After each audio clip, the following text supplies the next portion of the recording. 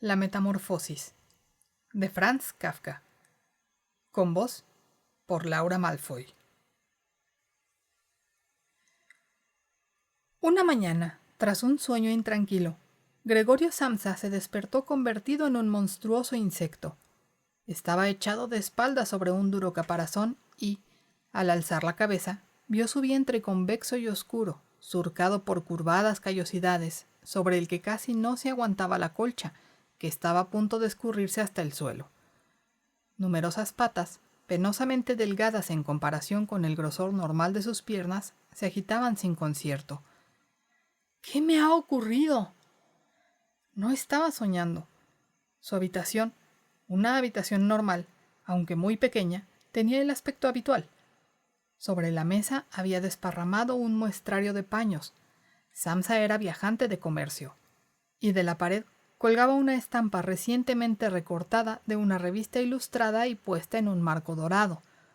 La estampa mostraba a una mujer tocada con un gorro de pieles, envuelta en una estola también de pieles, y que, muy erguida, esgrimía un amplio manguito, asimismo de piel, que ocultaba todo su antebrazo. Gregorio miró hacia la ventana. Estaba nublado. Sobre el zinc del alféizar repiqueteaban las gotas de lluvia, lo que le hizo sentir una gran melancolía.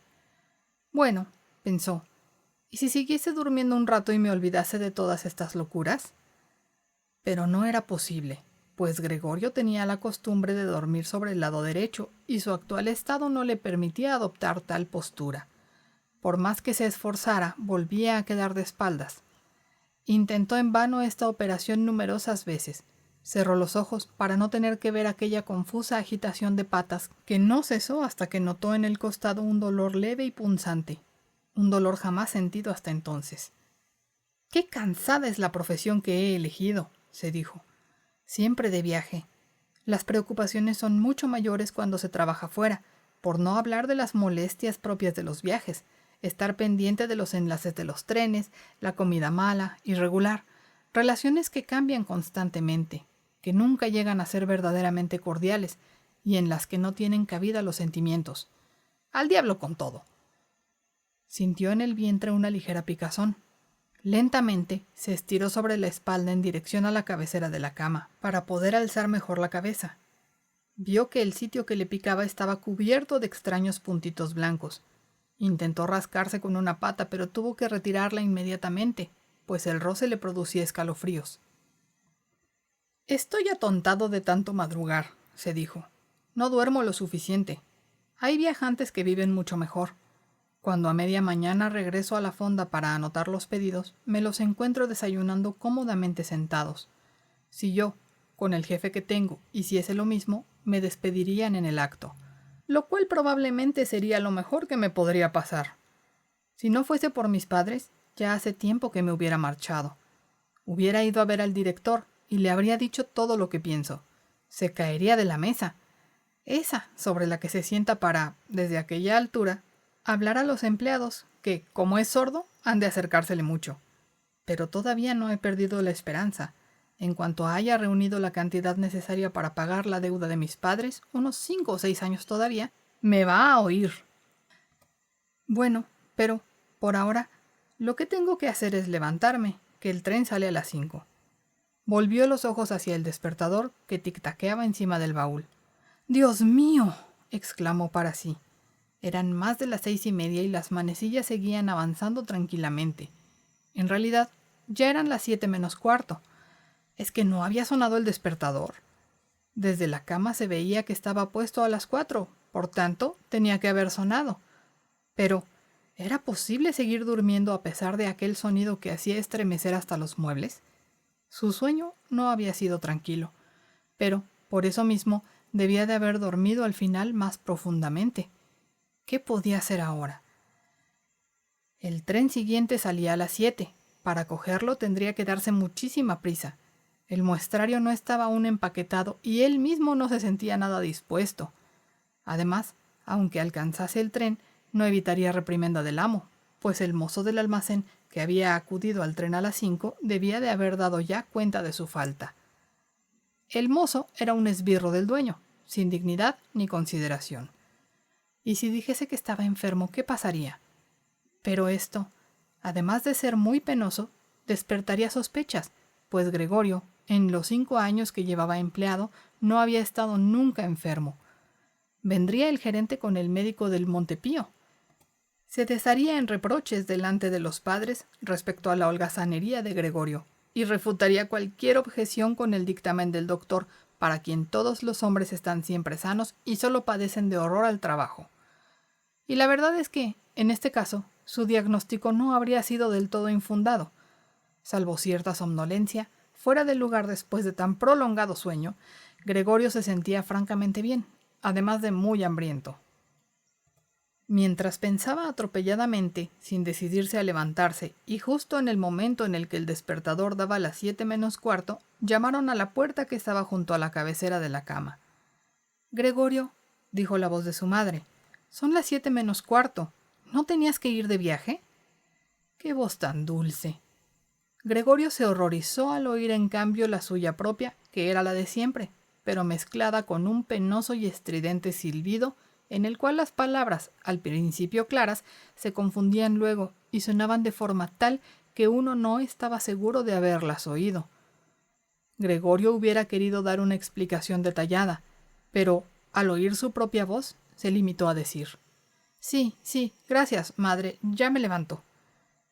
A través de la puerta de madera, la transformación de la voz de Gregorio no debió notarse, pues la madre se tranquilizó con esta respuesta y se retiró.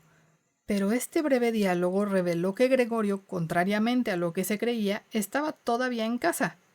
Llegó el padre a su vez y, golpeando ligeramente, llamó: «Gregorio, Gregorio, ¿qué pasa?». Esperó un momento y volvió a insistir alzando la voz: «¡Gregorio!». Mientras tanto, detrás de la otra puerta, la hermana le preguntaba suavemente: «Gregorio, ¿no estás bien? ¿Necesitas algo?».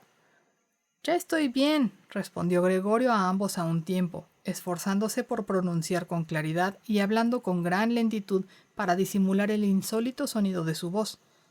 El padre reanudó su desayuno, pero la hermana siguió susurrando: «Abre, Gregorio, por favor». Gregorio no tenía la menor intención de abrir, felicitándose por el contrario de la precaución, contraída en los viajes, de encerrarse en su cuarto por la noche, aún en su propia casa. Lo primero que tenía que hacer era levantarse tranquilamente, arreglarse sin que le molestaran y, sobre todo, desayunar. Solo después de hecho todo esto pensaría en lo demás, pues se daba cuenta de que en la cama no podía pensar con claridad.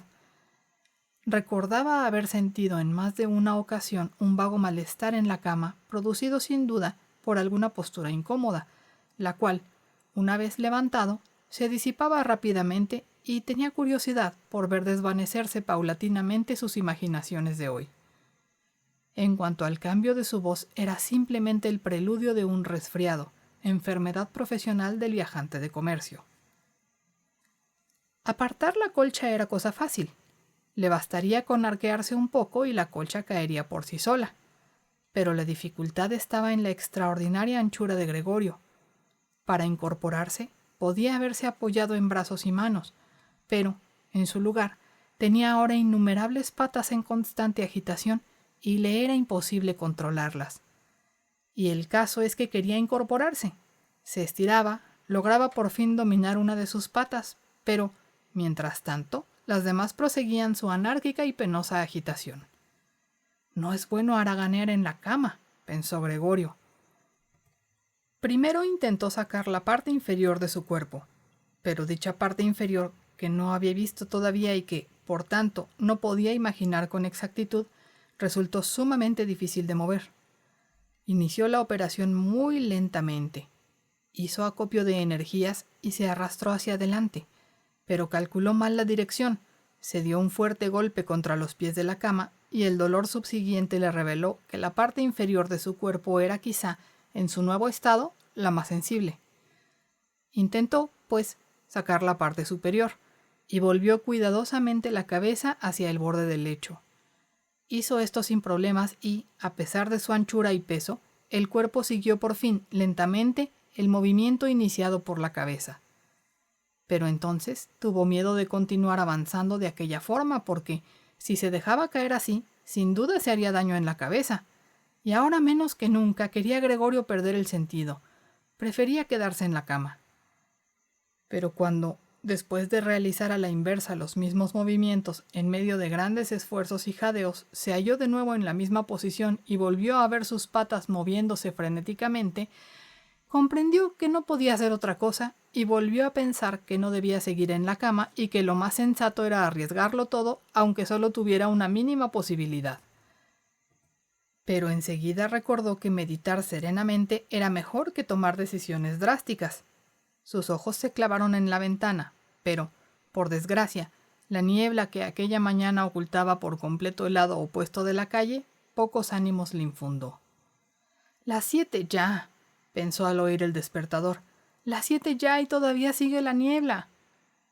Durante unos momentos permaneció echado, inmóvil y respirando lentamente, como si esperase que el silencio le devolviera a su estado normal.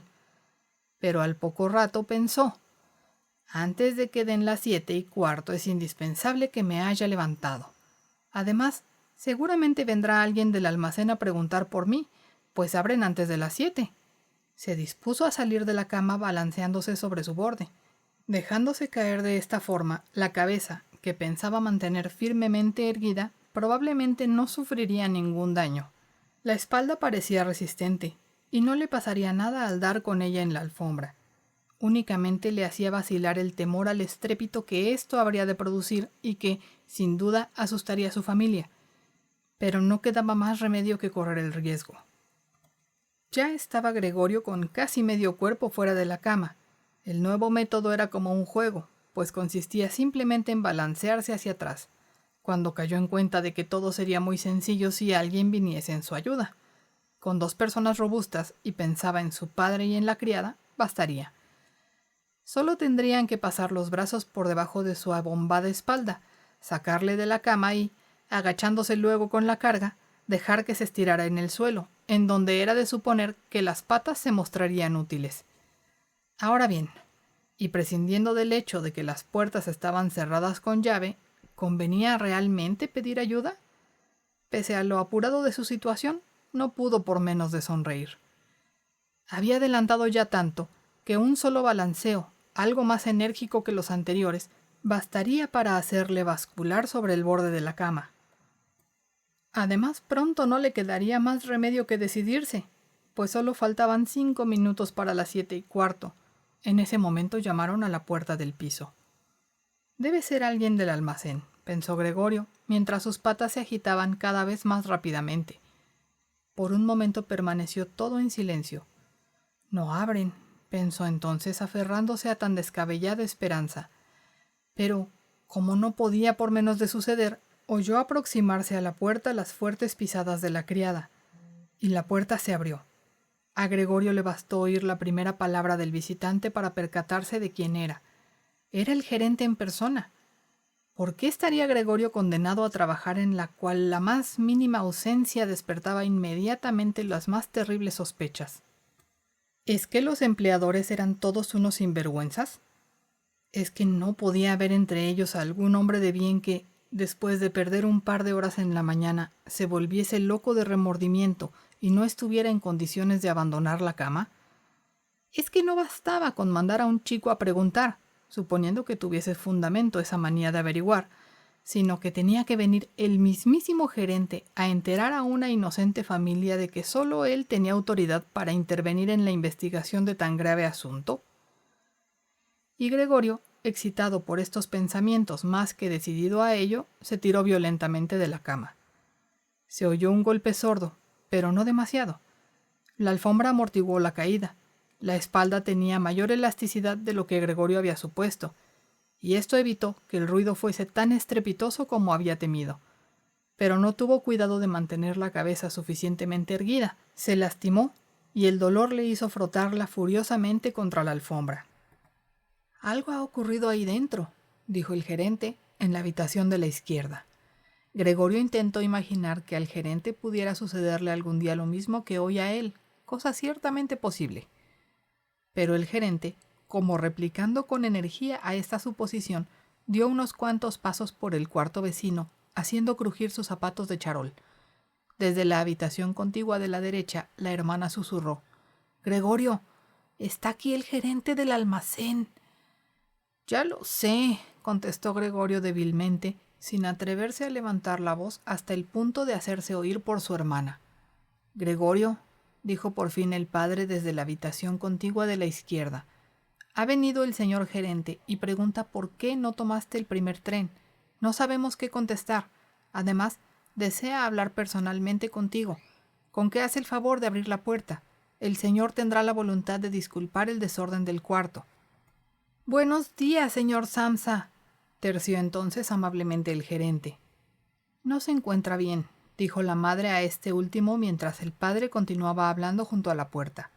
«Está enfermo, créame». «¿Cómo si no? Iba a perder el tren. Gregorio no piensa más que en el almacén. Si casi me molesta que no salga ninguna noche. Ahora, por ejemplo, ha estado aquí 8 días. Pues bien, ni una sola noche ha salido de casa. Se sienta con nosotros alrededor de la mesa, lee el periódico en silencio o estudia itinerarios. Su única distracción es la carpintería. En 2 o 3 tardes ha tallado un marquito. Cuando lo vea se va a asombrar. Es precioso. Está colocado en su cuarto. Ahora lo verá en cuanto abra Gregorio. Por otra parte, me alegro de que haya venido usted, pues nosotros no hubiéramos podido convencer a Gregorio de que abra la puerta. Es tan testarudo. Seguramente no se encuentra bien, aunque antes dijo lo contrario». «Voy enseguida», dijo débilmente Gregorio sin moverse para no perder palabra de la conversación. «Seguro que es como dice usted, señora», repuso el jefe. «Espero que no sea nada serio, aunque, por otra parte, he de decir que nosotros, los comerciantes, tenemos que saber afrontar a menudo ligeras indisposiciones anteponiendo a todos los negocios». «Bueno», preguntó el padre, impacientándose y volviendo a llamar a la puerta, «¿puede entrar ya el señor?» «No», respondió Gregorio. En la habitación de la izquierda se hizo un apenado silencio, y en la de la derecha comenzó a sollozar la hermana. ¿Por qué no iba a reunirse con los demás? Claro, acababa de levantarse y ni siquiera habría empezado a vestirse. Pero, ¿por qué lloraba? ¿Acaso porque el hermano no se levantaba, porque no abría la puerta, porque corría riesgo de perder su empleo, con lo cual el dueño volvería a atormentar a los padres con las viejas deudas? Pero, por el momento, estas preocupaciones no venían a cuento. Gregorio estaba allí, y no pensaba ni remotamente en abandonar a los suyos. Yacía sobre la alfombra, y nadie que supiera en qué estado se encontraba hubiera pensado que podía hacer pasar a su jefe. Pero esta leve descortesía, que más adelante explicaría satisfactoriamente, no era motivo suficiente para despedirle. Y Gregorio pensó que, de momento, en vez de molestarle con quejas y sermones, era mejor dejarle en paz. Pero la incertidumbre en que se hallaban con respecto a él era precisamente lo que inquietaba a los otros, disculpando su actitud. «Señor Samsa», dijo por fin el gerente con voz engolada, «¿qué significa esto? Se ha atrincherado usted en su cuarto y no contesta más que con monosílabos. Inquieta usted inútilmente a sus padres y, dicho sea de paso, falta a su obligación con el almacén de una manera inconcebible. Le hablo en nombre de sus padres y de la empresa, y le ruego encarecidamente que se explique enseguida y con claridad. Estoy asombrado. Yo le tenía a usted por un hombre formal y juicioso, y no entiendo estas extravagancias. La verdad es que el señor director me insinuó esta mañana una posible explicación de su ausencia, el cobro que se le encomendó que hiciese efectivo anoche. Yo dije que respondía personalmente que no había ni que pensar en tal posibilidad, pero por ahora, ante esta incomprensible actitud, no siento ya deseos de seguir intercediendo por usted. Su posición no es, desde luego, muy sólida. Mi intención era decirle todo esto a solas, pero como a usted al parecer no le importa hacerme perder el tiempo, no veo por qué no habrían de oírlo sus señores padres. Últimamente su trabajo ha dejado bastante que desear. Es verdad que no está en la época más propicia para los negocios. Nosotros mismos lo reconocemos. Pero, señor Samsa, no hay época, no puede haberla, en que los negocios se paralicen. «¡Ya voy!», gritó Gregorio fuera de sí, olvidándose en su excitación de todo lo demás. «Voy inmediatamente». Una ligera indisposición me retenía en la cama. Estoy todavía acostado, pero ya me siento bien. Ahora mismo me levanto. Un momento. Aún no me encuentro tan bien como creía, pero ya estoy mejor. No entiendo cómo me ha podido ocurrir. Ayer me encontraba perfectamente. Sí, mis padres lo saben. Mejor dicho, ya ayer percibí los primeros síntomas. ¿Cómo no me lo habrán notado? ¿Por qué no lo diría yo en el almacén? Pero siempre se cree uno que se pondrá bien sin necesidad de quedarse en casa. Por favor, tenga consideración de mis padres. No hay motivo para los reproches que me acaba de hacer. Nunca me han dicho nada parecido. Sin duda, no ha visto usted los últimos pedidos que he transmitido. Además, saldré en el tren de las 8. Con estas 2 horas de descanso he recuperado las fuerzas. No se entretenga usted más. Enseguida voy al almacén. Explique allí esto, se lo suplico. Y presente mis respetos al director. Mientras decía atropelladamente todo esto, Gregorio, gracias a la habilidad adquirida en la cama, se acercó sin dificultad al baúl e intentó enderezarse apoyándose en él. Quería abrir la puerta, presentarse ante el gerente, hablar con él. Sentía curiosidad por saber lo que le dirían cuando le viesen los que tan insistentemente le llamaban. Si se asustaban, no era culpa de él y no tenían nada que temer.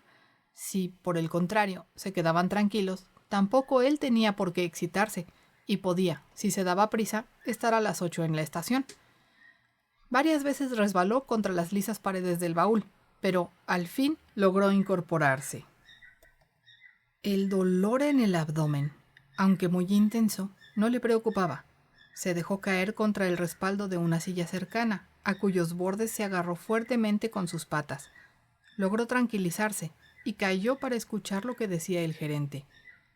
¿Han entendido una sola palabra?, preguntó éste a los padres. ¿No será que se hace el loco? Por el amor de Dios, dijo la madre llorando. Tal vez se encuentre muy mal y nosotros le estamos mortificando. Y seguidamente llamó. ¡Grete! ¡Grete! ¿Qué quieres, madre?, contestó la hermana desde el otro lado de la habitación de Gregorio, a través de la cual hablaban. Tienes que ir enseguida a buscar al médico. Gregorio está enfermo. Ve corriendo. ¿Has oído cómo hablaba? Es una voz de animal, dijo el gerente, que hablaba en voz muy baja en comparación con los gritos de la madre. Ana, Ana, llamó el padre, volviéndose hacia la cocina a través del recibidor y dando palmadas. Vaya inmediatamente a buscar un cerrajero. Se oyó por el recibidor el rumor de las faldas de 2 jóvenes que salían corriendo. ¿Cómo se habría vestido la hermana? Y el ruido brusco de la puerta del piso al abrirse. Pero no se escuchó ningún portazo. Debían de haber dejado la puerta abierta, como suele suceder en las casas donde ha ocurrido una desgracia. Gregorio, sin embargo, estaba mucho más tranquilo.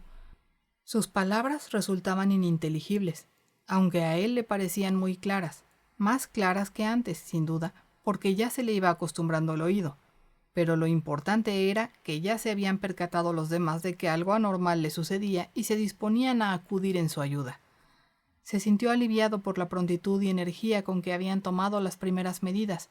Se sintió nuevamente incluido entre los seres humanos y esperaba tanto del médico como del cerrajero acciones insólitas y maravillosas.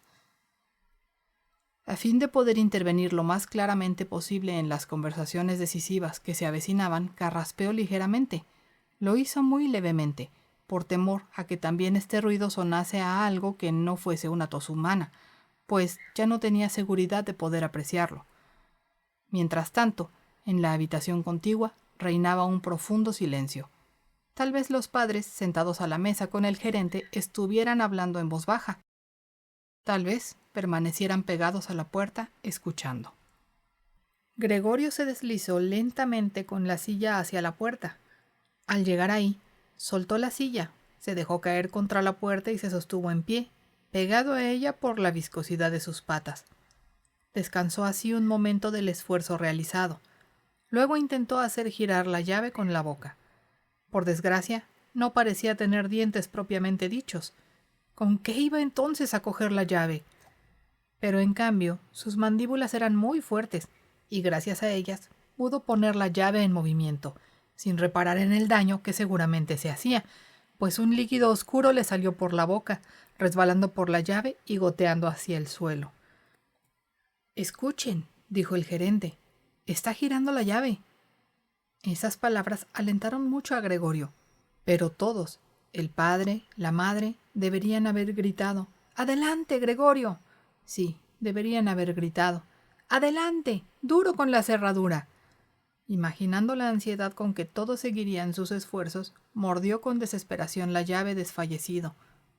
A medida que la llave giraba en la cerradura, Gregorio se bamboleaba en el aire, colgando por la boca, forcejeando, empujando la llave hacia abajo con todo el peso de su cuerpo. El sonido metálico de la cerradura al abrirse le volvió completamente en sí.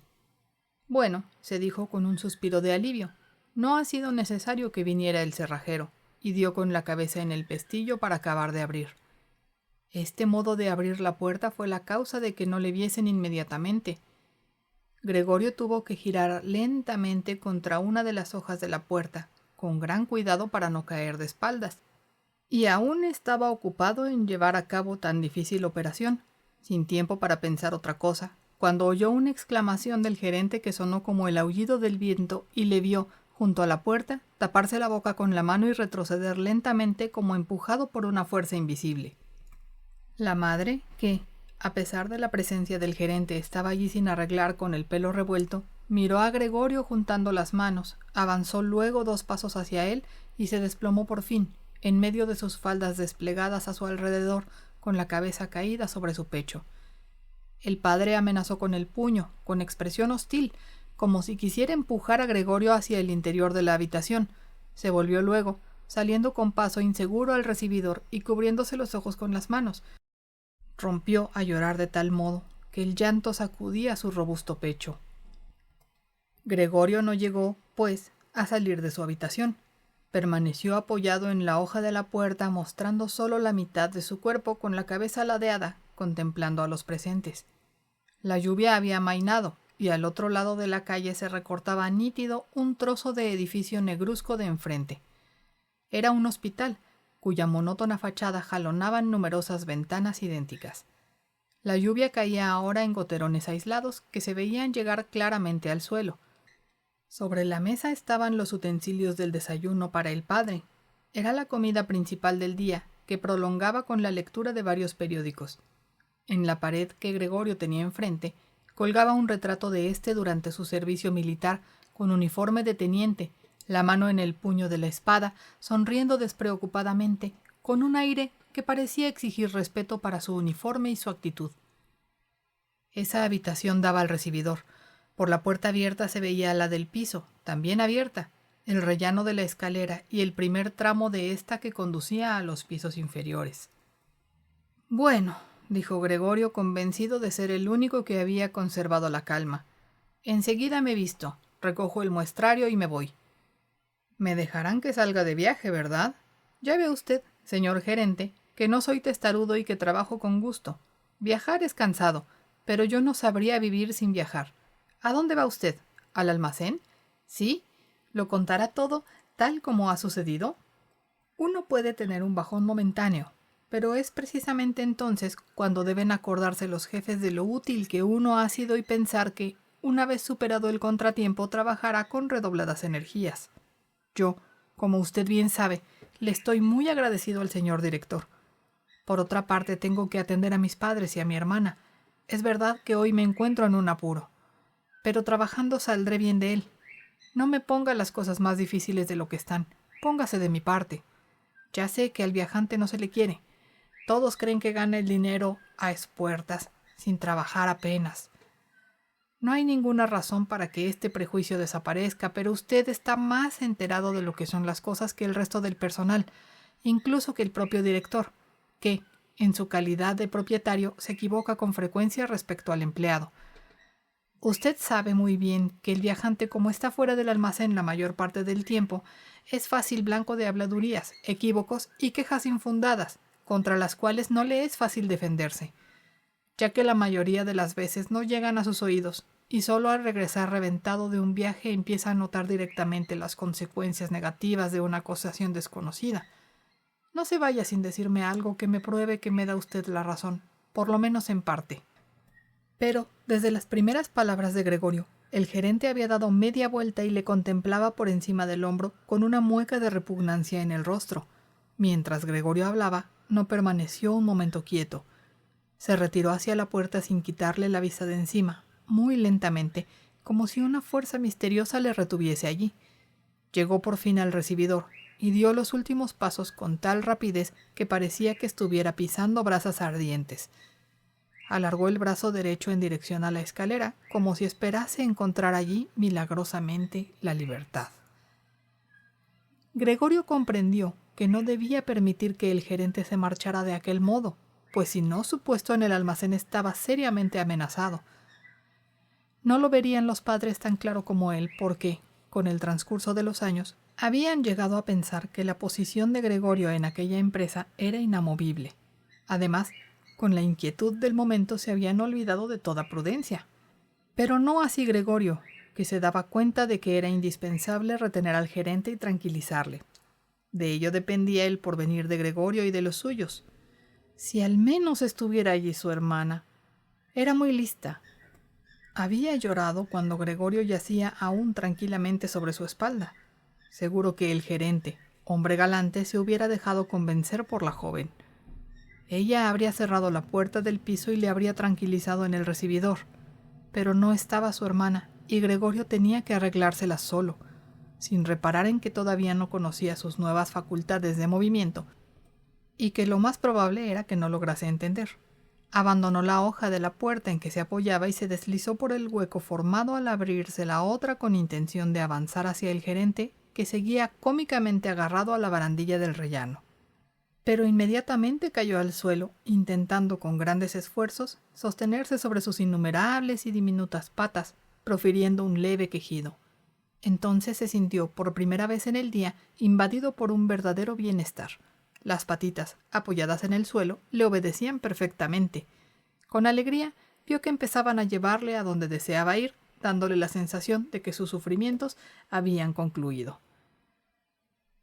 Pero en el momento en que Gregorio empezaba a avanzar lentamente, balanceándose a ras de la tierra, no lejos y enfrente de su madre, ésta, pese a su desvanecimiento previo, dio de pronto un brinco y se puso a gritar, extendiendo los brazos con las manos abiertas. ¡Socorro! ¡Por el amor de Dios! ¡Socorro! Inclinaba la cabeza como para ver mejor a Gregorio, pero de pronto, como para desmentir esta impresión, se desplomó hacia atrás cayendo sobre la mesa y, ajena al hecho de que estaba aún puesta, quedó sentado en ella sin darse cuenta de que a su lado el café salía de la cafetera volcada, derramándose sobre la alfombra. «¡Madre! ¡Madre!», gimió Gregorio mirándola desde abajo. Por un momento se olvidó del gerente y no pudo evitar, ante el café vertido, abrir y cerrar repetidas veces las mandíbulas en el vacío. Su madre, gritando de nuevo y huyendo de la mesa, se lanzó en brazos del padre, que corrió a su encuentro. Pero Gregorio no podía dedicar ya su atención a sus padres. El gerente estaba en la escalera y, con la barbilla apoyada sobre la baranda, dirigía una última mirada a aquella escena. Gregorio tomó impulso para darle alcance, pero él debió de comprender su intención, pues de un salto bajó varios escalones y desapareció, profiriendo unos alaridos que resonaron por toda la escalera. Para colmo de males, la huida del jefe pareció trastornar por completo al padre, que hasta entonces se había mantenido relativamente sereno, pues, en lugar de correr tras el fugitivo, o por lo menos permitir que así lo hiciese Gregorio, empuñó con la diestra el bastón del gerente, que éste no había recogido, como tampoco su sombrero y su gabán olvidados en una silla. Y armándose con la otra mano de un gran periódico que había sobre la mesa, se dispuso, dando fuertes patadas en el suelo, esgrimiendo papel y bastón, a hacer retroceder a Gregorio hasta el interior de su cuarto. De nada le sirvieron a éste sus súplicas, que no fueron entendidas, y aunque inclinó sumiso la cabeza, solo consiguió excitar aún más a su padre. La madre, a pesar del mal tiempo, había abierto una ventana, y violentamente inclinada hacia afuera, se cubría el rostro con las manos. Entre el aire de la calle y el de la escalera se estableció una fuerte corriente. Las cortinas de la ventana se ahuecaron, sobre la mesa se agitaron los periódicos y algunas hojas sueltas se agitaron por el suelo. El padre, inflexible, resoplaba violentamente intentando hacer retroceder a Gregorio. Pero éste carecía aún de práctica en la marcha hacia atrás y la cosa iba muy despacio. Si al menos hubiera podido moverse. En un santiamén se hubiese encontrado en su cuarto, pero temía, con su lentitud en girar, impacientar a su padre, cuyo bastón podía deslomarle o abrirle la cabeza. Finalmente, sin embargo, no tuvo más remedio que volverse, pues advirtió contrariado que, caminando hacia atrás, no podía controlar la dirección. Así que, sin dejar de mirar angustiosamente a su padre, empezó a girar lo más rápidamente que pudo, es decir, con extraordinaria lentitud. El padre debió percatarse de su buena voluntad, pues dejó de hostigarle, dirigiendo incluso de lejos con la punta del bastón el movimiento giratorio. Si al menos hubiese dejado de resoplar. Esto era lo que más alteraba a Gregorio. Cuando ya iba a terminar el giro, aquel resoplido le hizo equivocarse, obligándole a retroceder poco a poco. Por fin logró quedarse frente a la puerta, pero entonces recordó que su cuerpo era demasiado ancho para poder pasar sin más. Al padre, en medio de su excitación, no se le ocurrió abrir la otra hoja para dejar espacio suficiente. Estaba obsesionado con la idea de que Gregorio había de meterse cuanto antes en su habitación. Tampoco hubiera permitido los lentos preparativos que Gregorio necesitaba para incorporarse y, de este modo, pasar por la puerta. Como si no hubiese problema alguno, azuzaba a Gregorio con furia creciente. Gregorio oía tras de sí una voz que parecía imposible que fuese la de su padre. Se incrustó en el marco de la puerta, se irguió de medio lado y quedó atravesado en el umbral, lacerándose el costado. En la puerta aparecieron unas manchas repulsivas. Gregorio quedó allí, atascado, sin posibilidad de hacer el menor movimiento. Las patitas de uno de los lados colgaban en el aire, mientras que las del otro quedaban dolorosamente oprimidas contra el suelo. En esto, el padre le dio por detrás un empujón enérgico y salvador, que lo lanzó dentro del cuarto sangrando copiosamente. Luego cerró la puerta con el bastón y por fin volvió a la calma. Hasta la noche no despertó Gregorio de un pesado sueño, semejante a un desmayo. No habría tardado mucho en despabilarse por sí solo, pues ya había descansado bastante, pero le pareció que le despertaban unos pasos furtivos y el ruido de la puerta del recibidor que alguien cerraba suavemente. El reflejo del tranvía proyectaba franjas de luz en el techo de la habitación y la parte superior de los muebles, pero de abajo, donde estaba Gregorio, reinaba la oscuridad. Lenta y todavía torpemente, tanteando con sus antenas, que en ese momento le mostraron su utilidad, se deslizó hacia la puerta para ver lo que había ocurrido. En su costado izquierdo había una larga y repugnante llaga. Renqueaba alternativamente sobre cada una de sus 2 hileras de patas, una de las cuales, herida en el accidente de la mañana, en que sorprendentemente las demás habían quedado ilesas, se arrastraba sin vida. Al llegar a la puerta, comprendió que lo que le había traído era el olor de algo comestible. Encontró una cazoleta llena de leche con azúcar en la que flotaban trocitos de pan. Estuvo a punto de reír de gozo, pues tenía aún más hambre que por la mañana. Hundió la cabeza en la leche casi hasta los ojos, pero enseguida la retiró contrariado, pues no solo la herida de su costado izquierdo le hacía dificultosa la operación, para comer tenía que mover todo el cuerpo, sino que además la leche, que hasta entonces había sido su bebida predilecta, por eso sin duda la había puesto allí su hermana, no le gustó nada. Se apartó casi con repugnancia de la cazoleta y se arrastró de nuevo hacia el centro de la habitación. Por la rendija de la puerta vio que la luz estaba encendida en el comedor, pero, en contra de lo habitual, no se oía al padre leer en voz alta a la madre y la hermana el diario de la tarde. No se oía el menor ruido. Quizá esta costumbre, de la que siempre le hablaba la hermana en sus cartas, hubiese desaparecido. Todo estaba en silencio, pese a que, con toda seguridad, la casa no estaba vacía. «¡Qué vida tan tranquila lleva mi familia!», pensó Gregorio. Mientras su mirada se perdía en las sombras, se sintió orgulloso de haber podido proporcionar a sus padres y a su hermana tan sosegada existencia en un hogar tan acogedor. De pronto pensó con terror que aquella tranquilidad, aquel bienestar y aquella alegría iban a terminar. Para no abandonarse en estos pensamientos, prefirió ponerse en movimiento y comenzó a arrastrarse por la habitación. Durante la noche se entreabrió una vez una de las hojas de la puerta, y otra vez la otra. Alguien quería entrar. Gregorio, en vista de ello, se colocó contra la puerta que daba al comedor, dispuesto a atraer hacia el interior al indeciso visitante o, por lo menos, averiguar quién era. Pero la puerta no volvió a abrirse y esperó en vano. Esa mañana, cuando la puerta estaba cerrada, todos habían intentado entrar, y ahora que él había abierto una puerta y que la otra había sido también abierta, sin duda, durante el día ya no venía nadie, y las llaves habían sido puestas en la parte exterior de las cerraduras.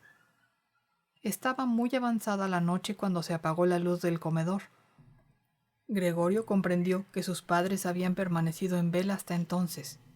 Oyó cómo se alejaban de puntillas. Hasta la mañana no entraría seguramente nadie a ver a Gregorio. Tenía tiempo de sobra para pensar, sin temor a ser importunado en su futuro. Pero aquella habitación fría y de techo alto, en donde había de permanecer echado de bruces, le dio miedo. No entendía por qué, pues era la suya, la habitación en que vivía desde hacía 5 años. Bruscamente, y no sin algo de vergüenza, se metió debajo del sofá en donde, a pesar de sentirse algo estrujado, por no poder levantar la cabeza, se encontró enseguida muy bien, lamentando únicamente no poder introducirse allí por completo a causa de su excesiva corpulencia. Continuará.